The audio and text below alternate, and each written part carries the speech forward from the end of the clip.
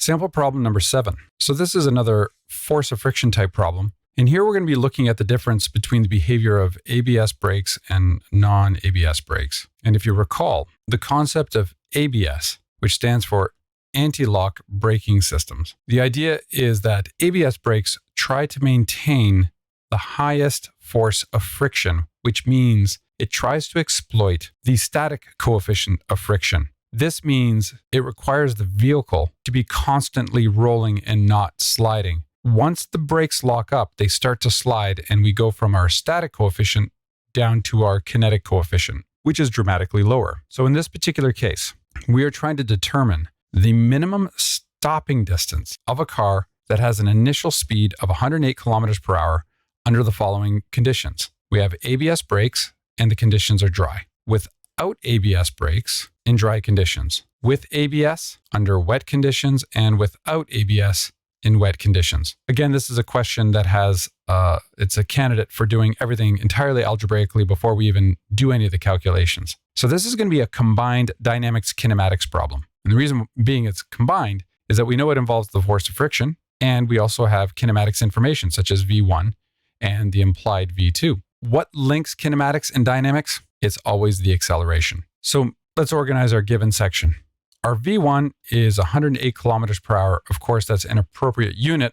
We have to convert it to meters per second. So we divide by that 3.6, and that gives us 30 meters per second. V2 is 0 meters per second because it stops. So at the moment, we only have 2 kinematic pieces of information. So in order to solve for our distance, our stopping distance, we either need to have the time or the acceleration. The clue, of course, is that since this is a dynamics problem and kinematics problem, it's going to be the acceleration that we're working with. So here's what we have going on for each section. In part A, the coefficient of friction is static and it's equal to 1. And we got that from that table, that chart in the previous questions. Mu k, because this is without ABS brakes, means we're sliding. Dry conditions, 0.8. With ABS means we're rolling, 0.3 when it's wet. Mu k when it's no ABS and it's wet is 0.25. What you should expect is that we have the worst performance in the brakes in part D and the best performance in the brakes in part A. So summarizing, as I discussed just a moment ago, we know that distance is a kinematics thing. And like I said, we have to know 3 of the kinematic parameters and we only have 2. So it's going to be acceleration that's going to bridge the 2 questions together. So the very first thing we're going to do is we're going to figure out an expression for the acceleration using dynamics. So we are going to get our acceleration using dynamics, starting off with a free body diagram. The free body diagram looks like this for a reason. When you are stopping your vehicle, you take your foot off, I should say, the accelerator, which means that there is no more forward force acting on the vehicle. You're putting on the brakes. So when you put the brakes on,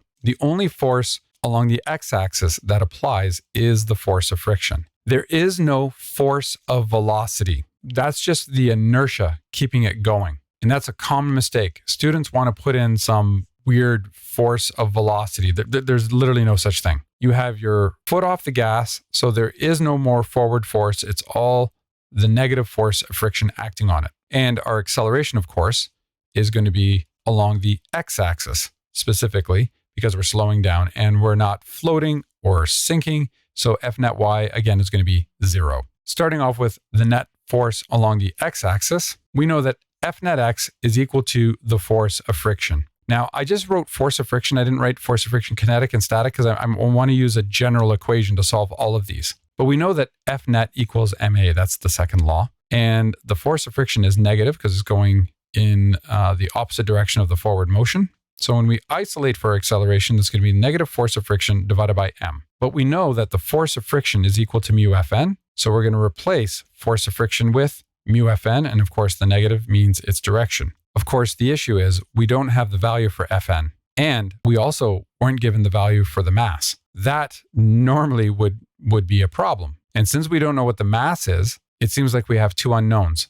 This is why we do things algebraically. And you can see what's about to happen. So what we're going to do is we're going to use the y component to figure out an expression for the normal force. So again, we go to F net y. We know that F net y is equal to Fn plus Fg. And since they're both in the y component, we can use positive and negatives to represent direction. We also know that it is not floating or sinking. That means there is no net force in the y, so that's equal to 0. The normal is positive, force of gravity is negative. Using SAMDEB, we bring this negative Fg to the other side, so we get Fg is equal to Fn. And then we know that Fg is equal to mg, so therefore our Fn is equal to mg. And we call this our equation 2. Of course, we still don't know what the mass is, but it's not going to matter. And here's why algebra is such a great way to solve these. We're going to sub equation 2 into equation 1, which means we're going to replace our Fn with our mg.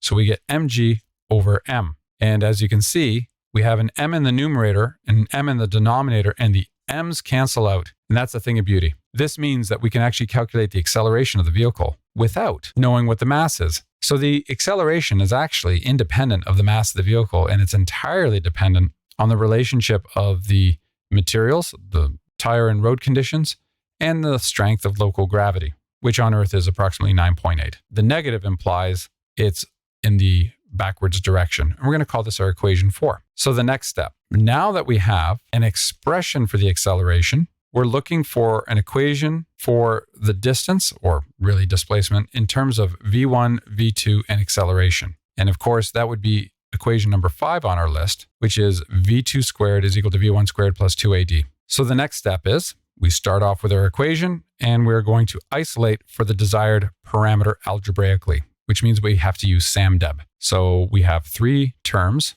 and our third term here, or the second term on the right-hand side, is the term of concern. So we want to isolate for this. So we need to get rid of the v1 squared.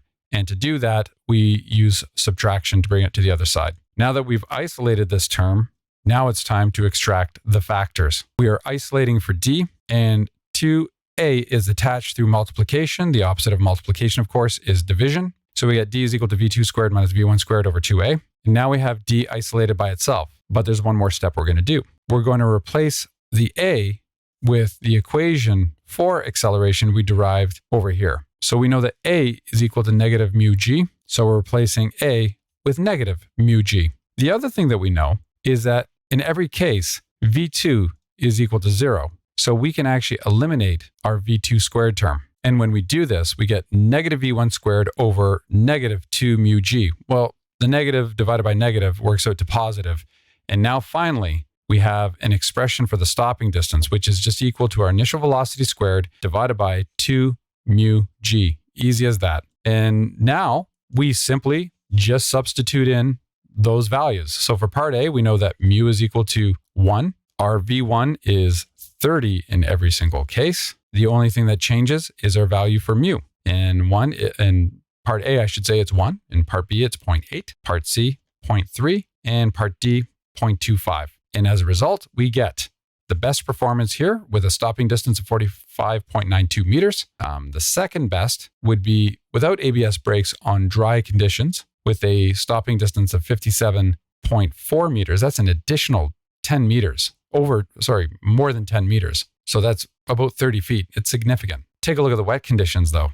That's a dramatic increase in stopping distance, about triple. And here it's almost quadruple. And in fact, it would be quadruple because of 0.25 versus 1. So it is quite dramatic how the road conditions really affect your stopping distance. And that's it.